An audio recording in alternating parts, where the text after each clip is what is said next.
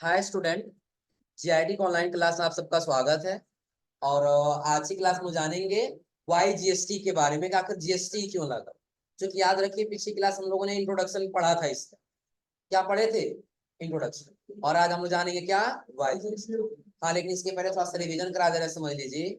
सबसे पहले कह रहा जीएसटी यानी कि goods and service tax. Tax का हिंदी होता है कर। टैक्स का हिंदी क्या होता है? और आप लोग सुने होंगे, जब पहले के समय में ना, हाँ, जब राजगिरों का जब वो चलता था, हाँ, मुंशी लोग जो भी हो, तो उस समय क्या लगता था, हाँ, राजाओं का जब राज चलता था, उस समय कर लगाया जाता था किसानों के ऊपर। आ रहा समझे ना? यानी कि वही टैक्स वसूला जाता था। और वही इस समय क्या है, किसके रूप में लागू हुआ है? जीएसटी के रूप।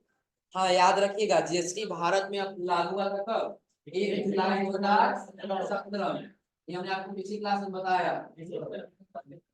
आया समझे ना?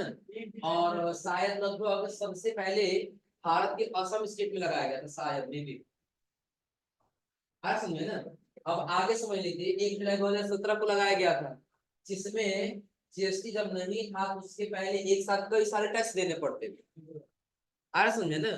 तो आखिर सबसे पहले हम ये समझ लें, आखिर जीएसटी है क्या।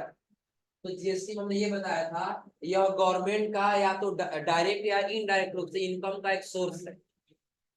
अगर जब पूछा जाए व्हाट इज जीएसटी, तो सिंपल हम यही जवाब देंगे कि जीएसटी जो है वह गवर्नमेंट का डायरेक्टली या इनडायरेक्टली रूप से इनकम का सोर्स। आ समझे ना? जिसमें दो लोगों को यह पावर दिया गया है, पहला स्टेट गवर्नमेंट और दूसरा सेंट्रल गवर्नमेंट। स्टेट गवर्नमेंट यानी कि हमारे राज्य का मालिक, और सेंट्रल गवर्नमेंट यानी कि पूरे राज्य का मालिक। इतना क्लियर है ना? हाँ, केंद्र सरकार।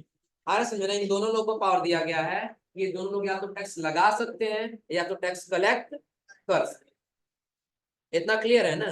अब टैक्स बताया यानी कि जीएसटी के बाद बताया, टैक्स दो प्रकार के होते हैं, एक डायरेक्ट और दूसरा इनडायरेक्ट। डायरेक्ट यानी कि प्रत्यक्ष रूप से, और इनडायरेक्ट यानी कि अप्रत्यक्ष रूप से। अब दोनों का उदाहरण समझ लीजिए, डायरेक्ट क्या होगा और इनडायरेक्ट क्या होगा। डायरेक्ट यानी कि जो हम सामने से देते हैं। एग्जाम्पल के तौर पे, जैसे भी हमको पडरौना से गोरखपुर जाना है, बीच में टोल टैक्स आया, वहां हम टोल टैक्स क्या कर दिए, पेमेंट कर। डायरेक्ट पेमेंट क्यों? डायरेक्टली किसके पास जाएगा? गवर्नमेंट के। क्लियर है ना? दूसरी चीज, इनकम टैक्स दिया है, ये म्युनिसिपल टैक्स दिया है, हाउस टैक्स दिया है। तो इनकम टैक्स को आप लोग पता होगा ना, पिछले क्लास में सर्च करके बताए थे कि जब 30 लाख कितना, 3 लाख था ना, 3 लाख से प्लस बढ़ेंगे तो कितना परसेंट? 5% टैक्स कटने लगेगा। वो तो डायरेक्ट है ना, आप कमा रहे हो और आपके अकाउंट से कट के किसके पास चला जाएगा? हाँ, गवर्नमेंट के पास चला। इतना क्लियर है ना? उसके बाद बताए थे इनडायरेक्ट टैक्स। उसके बाद क्या बताए थे? और इनडायरेक्ट एक उदाहरण दिए थे, जैसे जीएसटी। क्या दिए थे? जीएसटी आखिर में कौन देता है? कस्टमर। और लेकिन पेमेंट कौन करते हैं? सभी लोग आगे जिनसे हम लोग परचेज करते हैं। जैसे एग्जांपल पर बताए थे, पहला कौन लेगा? मैन्युफैक्चरर के पास से, होलसेलर, होलसेलर के पास से रिटेलर, और रिटेलर के पास से कस्टमर। ये बताए थे ना? लास्ट पेमेंट जीएसटी कौन करेगा? और सभी लोग 1-1 रुपया करके देंगे, ये हम बताए थे। उदाहरण ले लेते हैं कि अगर जो मैन्युफैक्चरर क्या किया, 5 रुपया पहले टैक्स दे दिया जहां तो सामान खरीदा है, 5 रुपया दे दिया है ना। अब वो 5 रुपया किसके पास चला जाएगा? गवर्नमेंट का। कितना चला गया? 5। तो अभी गवर्नमेंट के अकाउंट में कितना गया है? 5। अभी 5 रुपया टैक्स दे दिया है, कितना खरीद रहे होलसेलर से? अब 1 रुपया जो एक्स्ट्रा लिया इससे, अभी किसके पास चला जाएगा? गवर्नमेंट। अब होलसेलर कितना दिया? 6 रुपये दिया है ना, इससे कितना लेगा? 7। अब इसका 1 रुपया जो एक्स्ट्रा लिया, ये किसके पास चला जाएगा? गवर्नमेंट। क्लियर है ना? अब ये कितना दिया इसको? 7 रुपए। तो अब ये कस्टमर से कितना लेगा? अब जो ये एक्स्ट्रा लिया, अब ये 1 रुपया पेमेंट कर देगा किसको? गवर्नमेंट। जोड़ लीजिए, 5, 6, 7 और लास्ट में दिया कौन?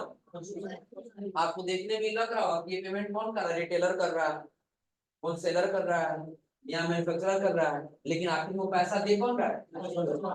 कस्टमर ही पैसा दे रहा है, लेकिन डायरेक्ट रूप से नहीं जा रहा है, इनडायरेक्ट रूप से जा रहा है, किसी दूसरे के माध्यम से जा रहा है। इतना क्लियर है ना? कोई दिक्कत इसमें? उसके बाद से हम लोग पढ़ रहे थे कि जीएसटी भारत में कब लागू हुआ था, यानी कि 2000। हाँ, उसके बाद से जस्ट नीचे दिया है कि जीएसटी एक इनडायरेक्ट टैक्स। जीएसटी क्या है? इनडायरेक्ट है, डायरेक्ट नहीं है। नीचे देखिए यहाँ पे दे रहा है ना, जीएसटी एक प्रकार का इनडायरेक्ट टैक्स है जो गुड्स और सर्विस पर एक साथ सामान्य रूप से लागू किया गया, और यह तीनों बिजनेस पे लगाया जाएगा, चाहे वो बिजनेस का हो, ट्रेडर्स का हो, मैन्युफैक्चरर्स का हो, या फिर सर्विसेज का। यहाँ देखिए क्या रहा है, जीएसटी एक प्रकार का इनडायरेक्ट। इनडायरेक्ट का मतलब पता है ना? हाँ, अप्रत्यक्ष, जो देगा कोई और पेमेंट करेगा। इतना क्लियर है ना? यानी कि एक दूसरे के माध्यम से वो करके जाएगा, वो क्या है? इनडायरेक्ट। और इनडायरेक्ट में गुड्स और सर्विस दोनों पर लागू है। गुड्स क्या है? कोई सामान, गुड्स है। सर्विसेज क्या है? सेवा। चाहे सर्विस हो या फिर दोनों पे समान रूप से टैक्स लगा है, और ये तीनों प्रकार के बिजनेस पे लगा है। चाहे वो ट्रेडर्स हो, सामान खरीदेगा और कुछ लाभ रख करके बेच दे, क्या है? ट्रेडर्स, उसको भी टैक्स देना है। मैन्युफैक्चरर जो नया गुड्स बनाएगा उसको भी टैक्स देना है। और फिर सर्विसेज जो सर्विस प्रोवाइड करेगा उसको भी टैक्स देना। इतना क्लियर है ना? और फिर आगे कह रहा वाई जीएसटी। जीएसटी ही क्यों लगा? जीएसटी लगने का कुछ ना कुछ रीजन होगा ना। देखिए, इतना समझिए, यहाँ पे दे रहा है the indirect taxation system that, आगे क्या दे रहा है? इनएफिशिएंस एंड लिमिटेशन ड्यू टू। इसके पहले क्या था कि जब जीएसटी नहीं लगा था ना, तो उसके पहले कहीं भी आप जब परचेज करने जाएंगे तो एक लिमिटेशन था। क्या था? लिमिटेशन, कि अगर जो आप यहाँ पे पटरौना में आए हैं तो यहाँ पे आप मात्र 10,000 का सामान परचेज कर पाएंगे, इससे ज्यादा का सामान परचेज नहीं कर पाएंगे। एक लिमिटेशन पहला था। पहले नंबर पे क्या है? लिमिटेशन। आया समझे ना? और दूसरे नंबर पे आगे देखिए कह रहा क्या, आगे कह रहा मल्टीपल टैक्स। एक साथ कई सारे टैक्स लगाए जाते थे। अगर जो आप 10,000 का सामान खरीद लिए ना, कितने का? 10,000 का। तब सोचिए, सारी टैक्स लग जाए, ड्यूटी, सर्विस टैक्स लग जाए, अगर कोई गैस टैक्स लग जाए तो कितना टैक्स लग जाएगा? अगर जो एक 2% जोड़ लिया जाए और 6 प्रकार का टैक्स लगा दिया जाए तो कितना हो जाएगा? लेकिन ये 2% नहीं होगा ना, इससे ज्यादा हो जाएगा ना। तो जितने का सामान है उतने हम टैक्स ही पेमेंट करें। तो पहले क्या था? मल्टीपल टैक्स था। उसके नीचे दे रहा मल्टीपल टैक्स रेट था। अलग अलग टैक्स का रेट भी था, कि अगर जो आप एक्साइज टैक्स दे रहे थे 12%, तो ये हो जाएगा 14%, तो ये हो जाएगा 16%। सबका अलग अलग रेट। इतना क्लियर है ना? और फिर आगे कह रहा है मल्टीपल पॉइंट्स ऑफ टैक्सेशन। अलग अलग पॉइंट के हिसाब से आपको टैक्स देना पड़ता है। पटरौना में खरीदेंगे तो अलग टैक्स देना है, और यही टैक्स अगर आप गोरखपुर में खरीदेंगे तो अलग टैक्स देंगे। यानी कि इसका कोई टैक्स फिक्स नहीं। आया समझे ना? तो यही सभी टैक्स को हटाने के लिए हटा करके क्या लगाया गया? जीएसटी लगाया गया। क्या लगाया गया? यानी कि सभी लिमिटेशन को हटा करके इनको हटाने के लिए किसी को लाना जरूरी है। आया समझे ना? जैसे आप लोग देखते हैं मूवी, मूवी देखते हैं ना, तो मूवी में जो विलेन होते हैं वो क्या करते हैं सर? हाँ, हीरो को मारते हैं सर, है ना? क्या करते हैं सर? समझ लीजिए कि अक्सर वो लोगों को परेशान करते रहते हैं, लूटते उठते रहते हैं। आ रहा है समझ में ना? तो उसी में जो जनता होती है ना, वो कहते हैं कि इनको खत्म करने के लिए कोई एक जरूर आएगा। हाँ, तो जो हीरो आता है। आ रहा है समझ में ना? उसी प्रकार से यहाँ भी है कि पहले कई सारे टैक्स लगते थे, कई सारे लिमिटेशन थे। इन सबको हटाने के लिए हीरो आया कौन? इतना क्लियर है ना? अगर जो आपसे ऐसे पूछा जाए कहीं इंटरव्यू में या कहीं भी, जीएसटी क्यों लगा, बिल्कुल सिंपल जवाब देंगे कि जब जीएसटी नहीं था तो जीएसटी के पहले परचेज करने पर लिमिटेशन ड्यू थी।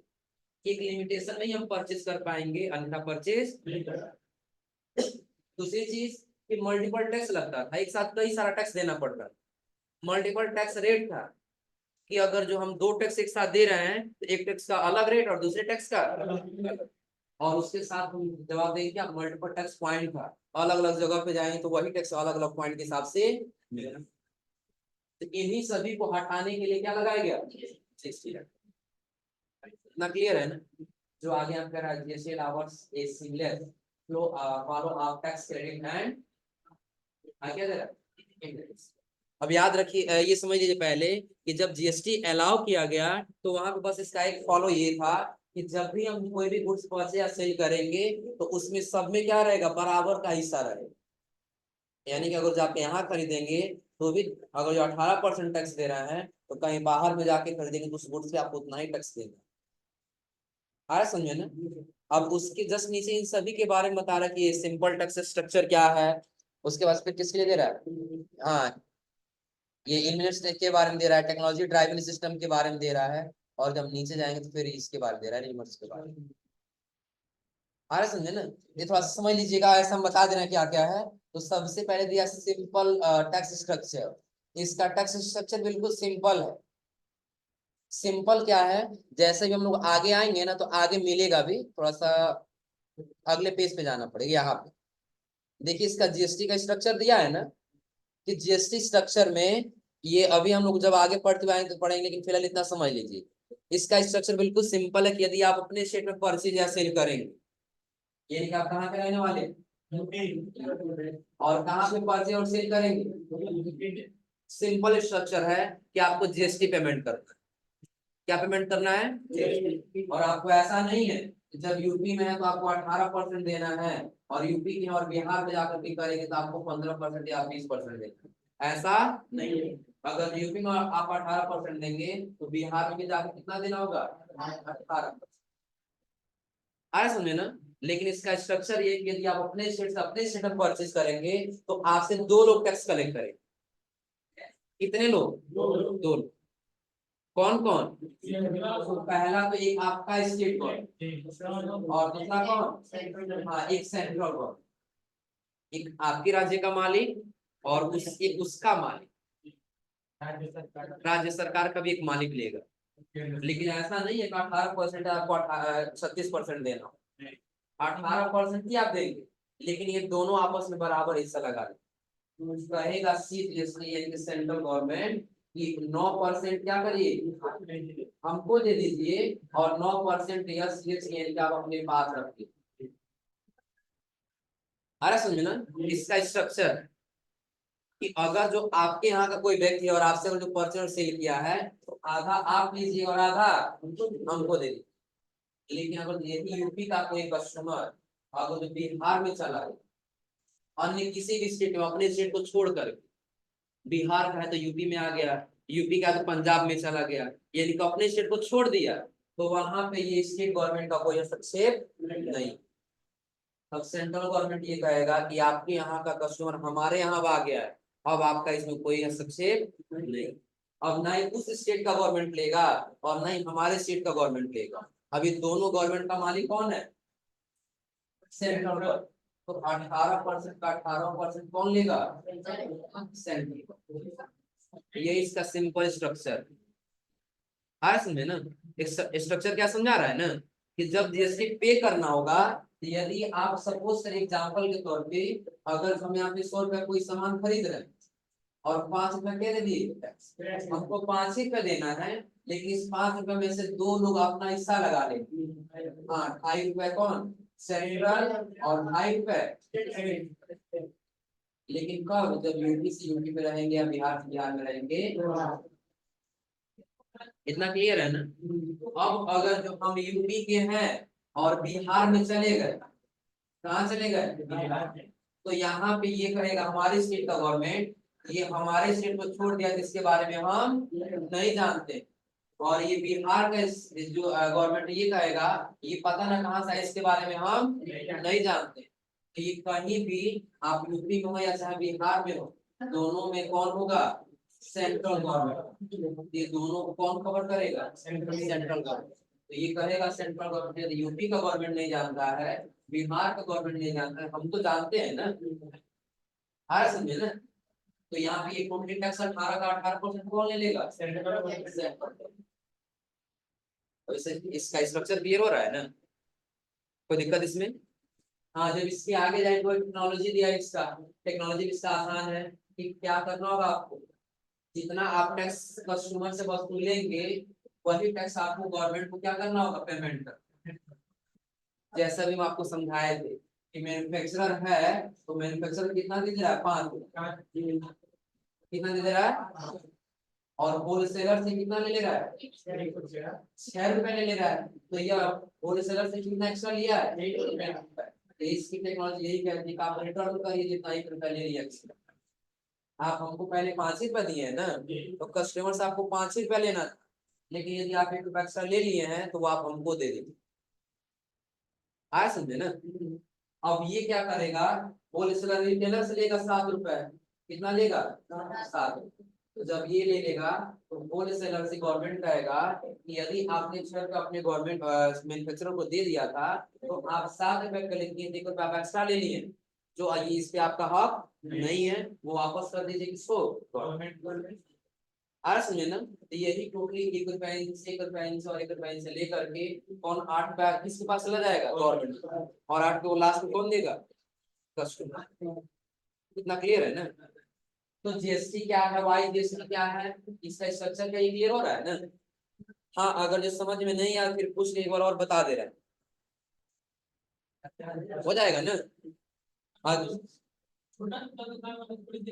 हाँ, बताएंगे किसको देना हो किसको नहीं देना हो, फिर आगे पढ़ेंगे।